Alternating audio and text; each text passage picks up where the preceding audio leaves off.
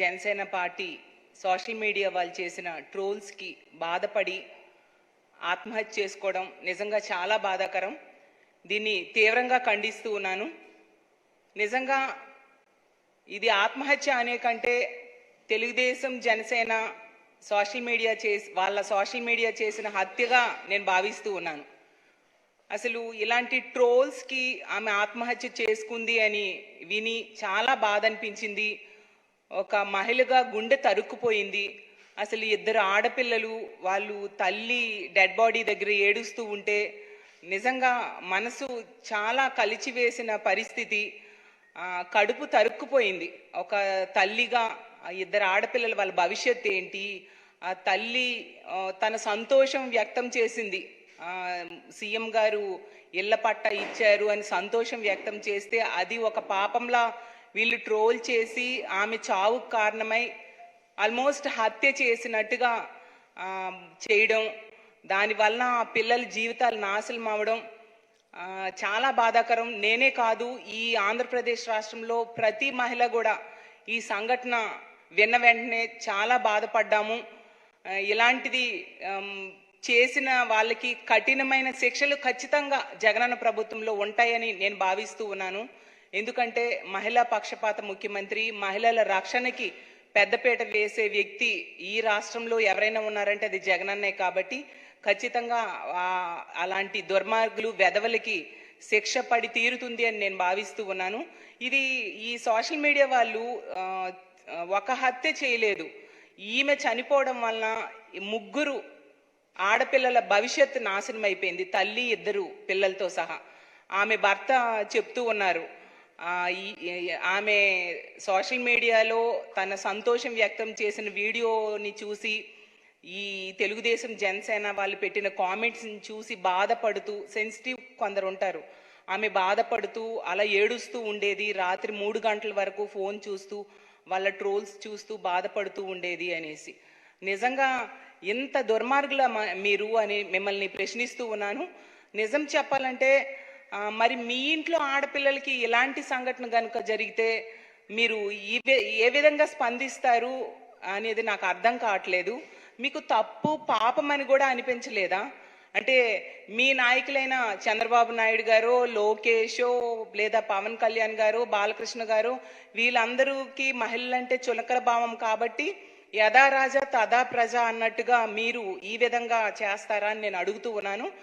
అసలు టీడీపీ అంటేనా తెలుగు దుర్యోధనల పార్టీ, టీడీపీ అంటేనా తెలుగు దుశ్శాసనల పార్టీ, టీడీపీ అంటేనా Telugu dirty party, Telugu dacoit party అన్నట్టుగా ఈరోజు మారిపోయింది.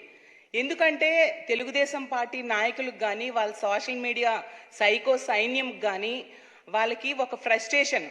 ఈరోజు ఆంధ్రప్రదేశ్ రాష్ట్రంలో ప్రజలందరూ జగనన్న ప్రభుత్వంలో చాలా సంతోషంగా ఉన్నారు. ఖచ్చితంగా మళ్ళీ జగన్మోహన్ రెడ్డి గారే ముఖ్యమంత్రి అవుతూ ఉన్నారు. తెలుగుదేశం పార్టీ మరి జన్మలో అధికారంలోకి రాదు. ఆ ఫ్రస్ట్రేషన్ని ఇలా సంతోషంగా ఉన్న ఆడబిడ్డల మీద మీ ఫ్రస్ట్రేషన్ని, మీ సైకోయిజంని చూపిస్తూ ఉన్న పరిస్థితి ఈరోజు కనిపిస్తూ ఉంది. నిజంగా ఇది చాలా దురదృష్టకరం. ఇలాంటి పనులు పునరావృతం అవ్వకుండా చూడాల్సిన పరిస్థితి పోలీసు యంత్రాంగం మీద ఉందని నేను భావిస్తూ ఉన్నాను. అలాగే తీసుకుంటే తెలుగుదేశం పార్టీ ఈ ఐటీడీపీ అనేసి నడుపుతూ ఉంది. దాన్ని ఎవరు నడిపిస్తున్నారు? లోకేష్. ఇది ఐటీడీపీ కాకుండా ఐసిస్ టీడీపీ లాగా మారిపోయింది. అంటే ఒక ఉగ్రవాద సంస్థ చేసే యాక్టివిటీస్ కంటే ఘోరంగా చేస్తూ ఉన్నారు. అసలు చంద్రబాబు నాయుడు గారు అసలు ఈ మహిళలంటే ముందు నుంచి గౌరవం లేదు. అలాగే జగనన్న పథకాలంటే ఎప్పుడు ఏడుస్తూ ఉండడమే. మళ్ళీ వాళ్ళ మేనిఫెస్టోలో మా పథకాలనే కాపీ కొడుతూ పెడతాడు. ఆ రోజేమో సెంటు స్థలం ఇస్తూ ఉంటే అది సమాధికి పనికొస్తుంది అంటూ కామెంట్ చేసి తన అక్కసు వెళ్ళబోసుకున్నాడు.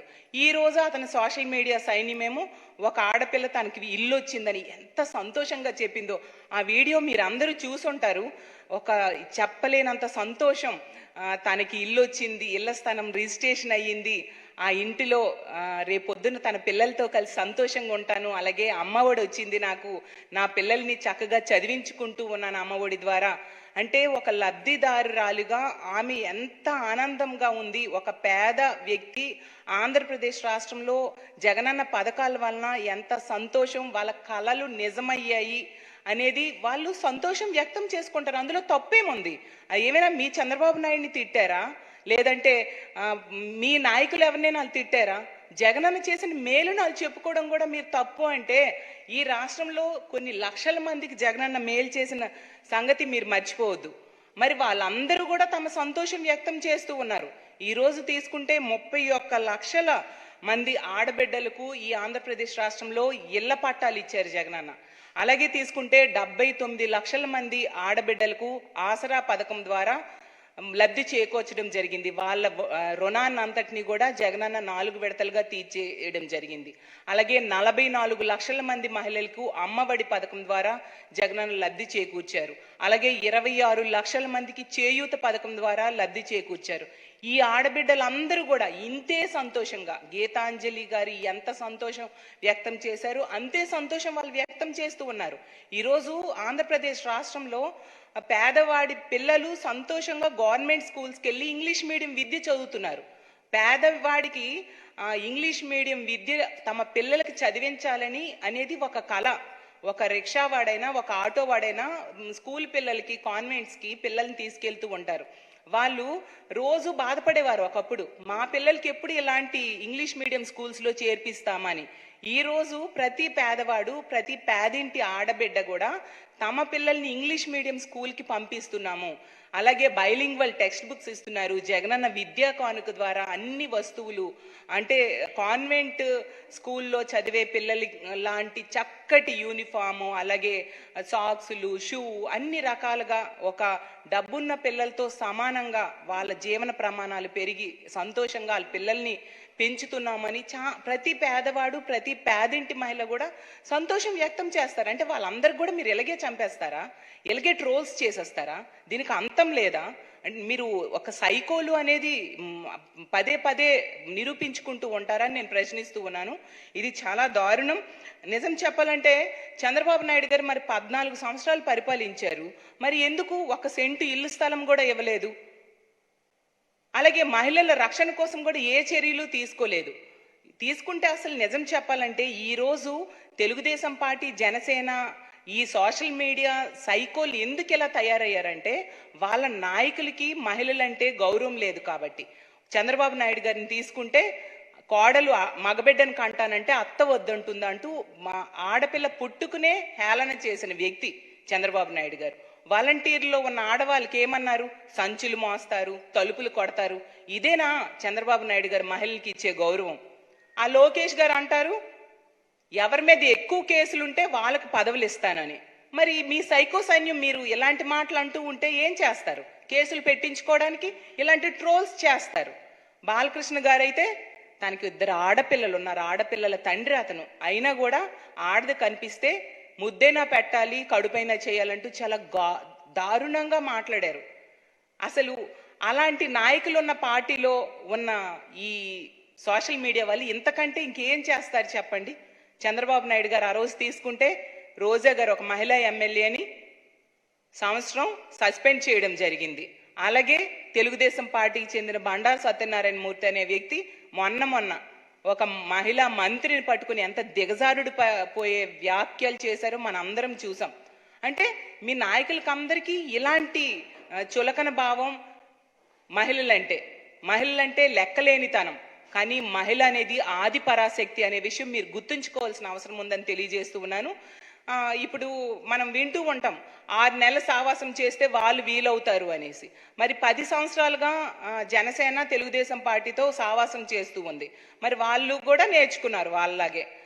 పవన్ కళ్యాణ్ గారు అంటారు ఒక మహిళను రేప్ చేస్తేనంట వాళ్ళకి ఉరిశిక్ష వేయొద్దు, 4 బెత్తం దెబ్బలు కొట్టేసి వదిలేయాలంట.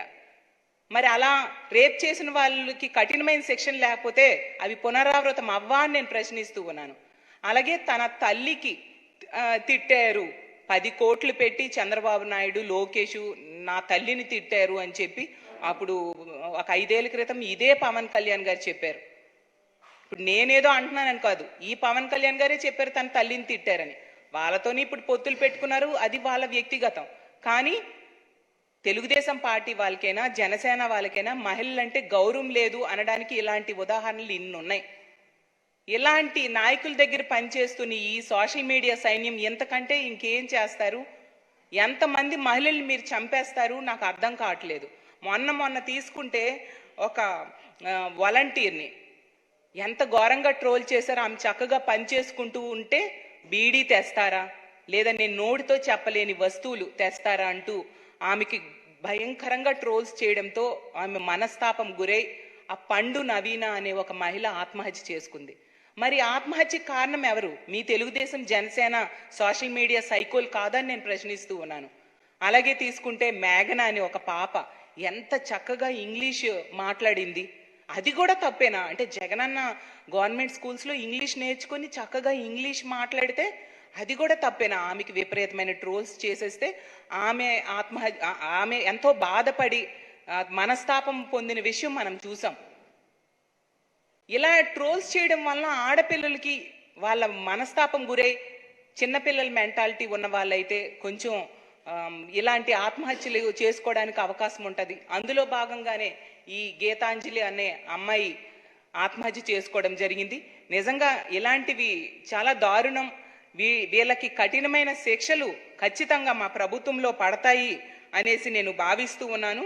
అలాగే తీసుకుంటే ఇలాంటి ట్రోల్స్ చేసిన పిచ్చి కుక్కలకి ఖచ్చితంగా శిక్ష పడుతుంది.